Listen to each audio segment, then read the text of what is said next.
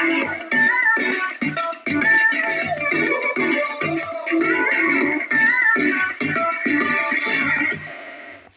beautiful people, this is Pearl Boom, and today we have a question.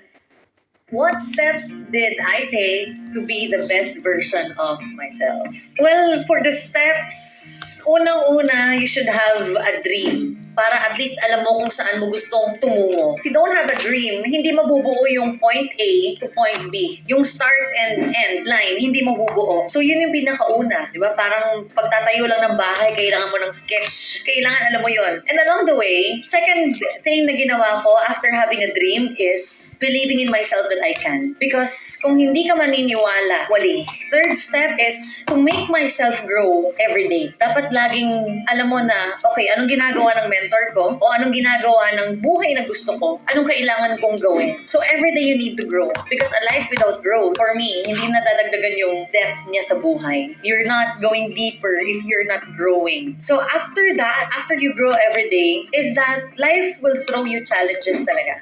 It's really normal na life will test you. Bakit ka ita-test? Bakit siya normal? Yes, it's really hard to swallow, but life will challenge you. But again, you can be a master of it. Pero hindi naman lahat ng problemang ibabato, iiyakan mo na in the future, kumbaga. Because life will be testing you. Why? Because success comes to those people who are ready and who deserve it. Laging ganun eh. Hindi binibigay ang malaking resulta sa taong hindi pa niya deserve kung ano yung malaking resulta na gusto niya. That's why sometimes pinagpapray natin na, I want this goal. I want to have this income per month. Pero hindi mo alam, binato ka ngayon ng challenge. And yung challenge na yon is there for you to grow dahil dun sa challenge na yon. And next is to have that perspective of lahat na nangyayari sa'yo may purpose. Yung challenges na binabato, may purpose yan. Bakit nagkakaroon? Anong purpose ng challenges na to? And after knowing that purpose, you will see na, ito na yung next level ko dahil sa challenge na to. And after next level, may bibigay na naman sa'yo